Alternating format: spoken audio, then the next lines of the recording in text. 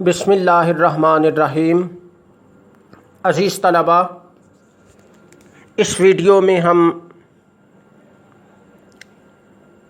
قانون حکومت ہند 1909 عیسوی کی خصوصیات کے ٹاپک کو آگے بڑھاتے اور مکمل کرتے ہیں۔ گزشتہ ویڈیو میں نے آپ کو اہم خصوصیات کی مین ہیڈنگ لکھوائی تھی اور اس کی جو خاص باتیں ہیں ان کو ہم ایک ایک کر کے ڈسکس کر رہے تھے۔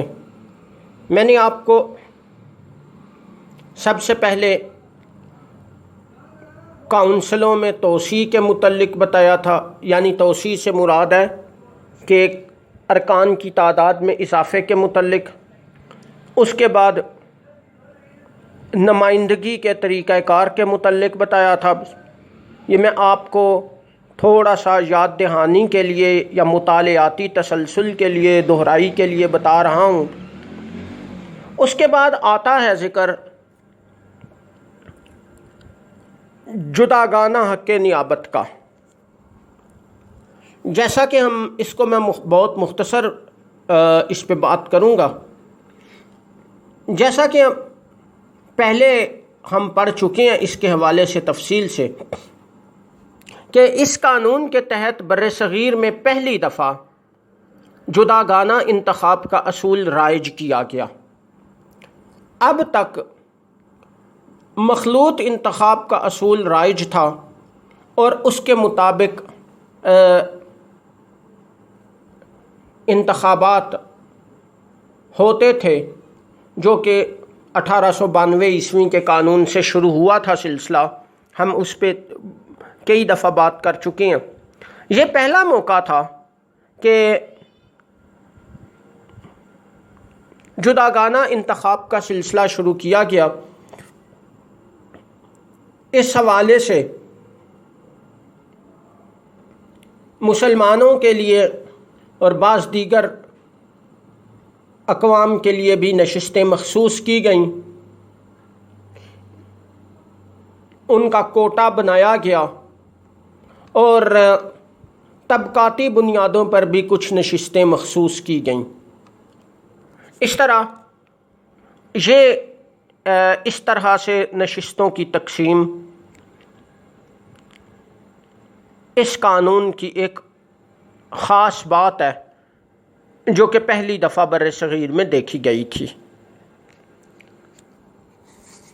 اس کے بعد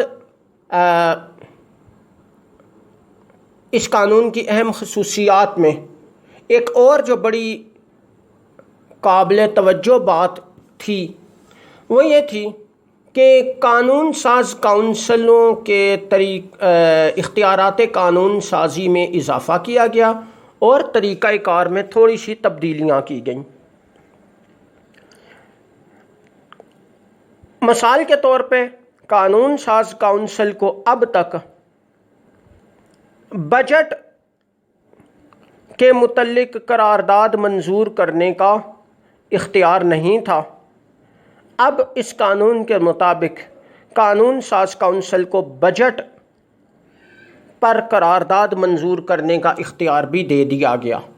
بجٹ پر بحث بھی ہو سکتی تھی اور قرارداد بھی منظور ہو سکتی تھی، یعنی مختلف مدوں میں ہونے والے، یہ میں آپ کو آسان انداز میں سمجھاتا ہوں کہ مختلف مدوں میں جو اخراجات ہوتے ہیں یا جو اگلے سال کے لیے اخراجات کا تخمینہ بنایا جاتا ہے، تو اس میں رد و بدل کے لیے، بہتری کے لیے کہ اس حوالے سے تھوڑا سا زیادہ خرچہ کر لیا جائے، بجٹ میں آپ نے اس شعبے کو نظر انداز کیا ہے، اس شعبے کے مسائل کو نظر انداز کیا ہے، اس کے لیے رقم مختص کی جائے، تو ایسی چیزوں کے حوالے سے قرارداد منظور کرنے اور حکومت کی توجہ دلانے کا اختیار دیا گیا۔ اس کے علاوہ مفاد عامہ اور دیگر مفاد عامہ سے متعلقہ مسائل اور دیگر امور کے متعلق بھی قانون ساز کونسل قرارداد منظور کر سکتی تھی اور حکومت کی توجہ مبذول کرا سکتی تھی۔ اسی طرح صوبائی سطح پر بھی قانون ساز کونسل کے اختیارات قانون سازی میں اضافہ کیا گیا۔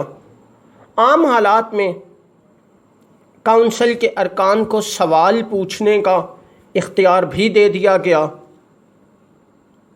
لیکن اس حوالے سے یہ شرط عائد کی گئی کہ ان سوالات کی پیشگی منظوری حاصل کی جائے۔ اس طرح قانون ساز کونسل کو تھوڑا سا با اختیار ادارہ بنانے کی کوشش کی گئی، لیکن قانون ساز کونسل کی کسی بھی پاس کردہ قرارداد کو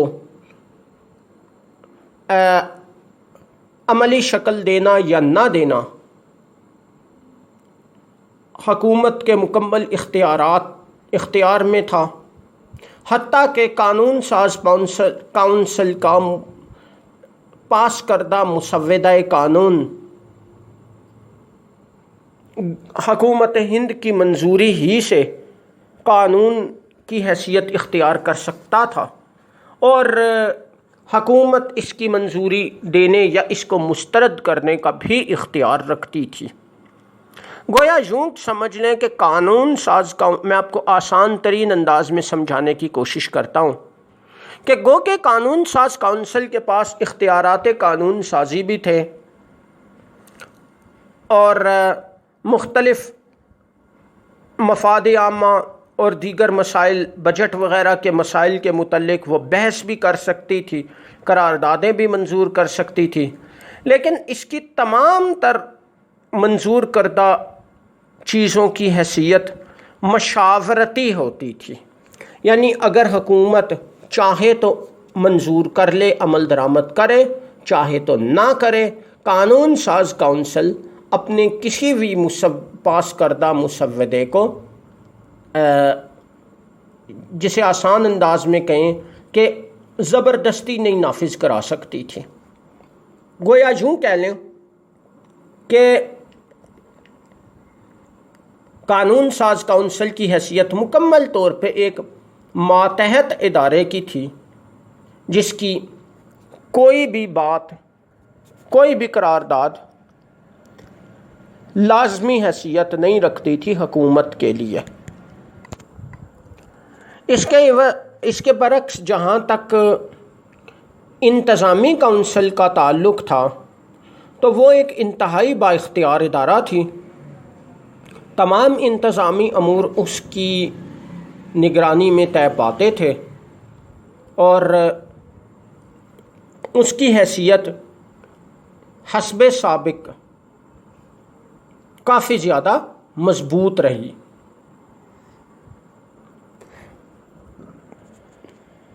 جو اختیارات مزید آسان انداز میں آپ یوں سمجھ لیں کہ جو اختیارات مرکز میں قانون ساز کونسل کے تھے وہی تقریباً صوبائی سطح پر صوبائی قانون ساز کونسل کے بھی ہوا کرتے تھے۔ اور ایک اور بات جو قابل توجہ ہے کہ جہاں تک بجٹ کا تعلق تھا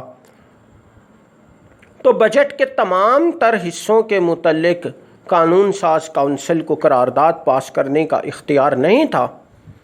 بعض بجٹ کی ایسی مدیں تھیں، یعنی بعض ایسے حصے تھے، بعض ایسے شعبہ جات تھے کہ جن سے متعلقہ بجٹ پر قانون ساز کونسل کو قرارداد منظور کرنے کا اختیار نہیں کیا گیا تھا۔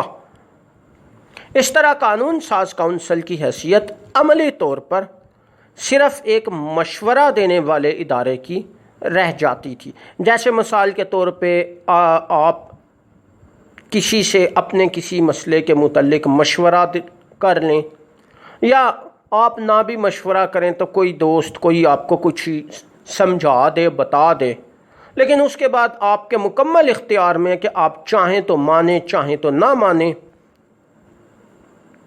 یا کچھ مان لیں کچھ نہ مانیں۔ تو یہی حال تھا ان قانون ساز کونسلوں کا کہ حکومت ہند کے لیے ان کی کوئی بھی چیز لازمی حیثیت نہیں رکھتی تھی۔ یہ میں آپ کو بہت آسان انداز میں سمجھانے کی کوشش کر رہا ہوں۔ یہ تھیں اس قانون کی اہم خصوصیات۔ اس کے بعد نیکسٹ ہیڈنگ بنائیں،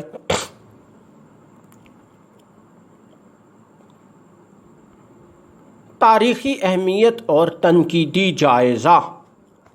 تاریخی اہمیت اور تنقیدی جائزہ۔ پہلے ہم بات کرتے ہیں مختصراً اہمیت کے حوالے سے۔ تو اہمیت اس کی کئی حوالوں سے بہت زیادہ تھی۔ مثال کے طور پہ قانون ساز کونسلوں کے ارکان کی تعداد میں کافی اضافہ کیا گیا۔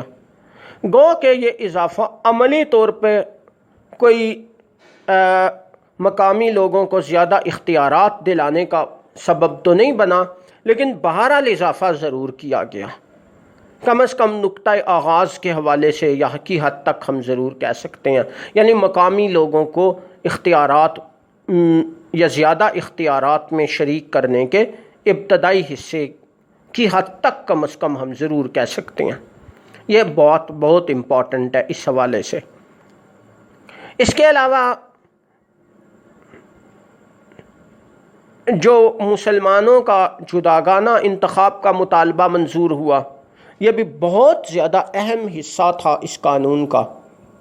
بہت امپورٹنٹ بات تھی یہ بھی، جس کے لیے مسلمانوں نے بہت زیادہ سرگرم کوششیں کی تھیں۔ اور اس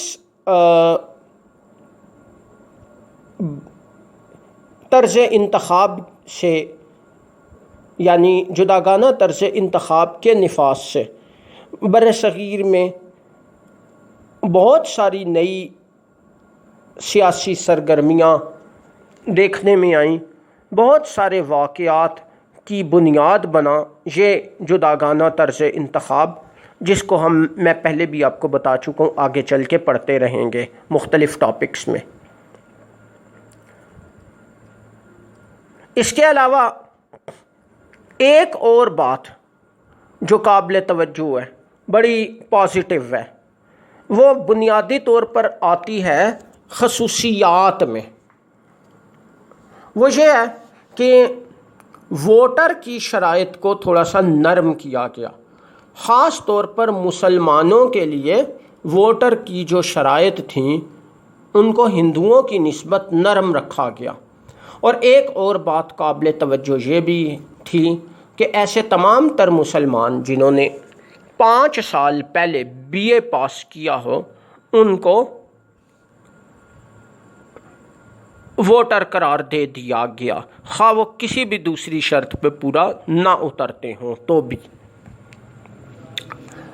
یہ اس قانون کی خصوصیات میں بھی یہ بات آتی ہے اور اہمیت میں بھی آتی ہے۔ اس طرح اہمیت میں اس طرح سے آتی ہے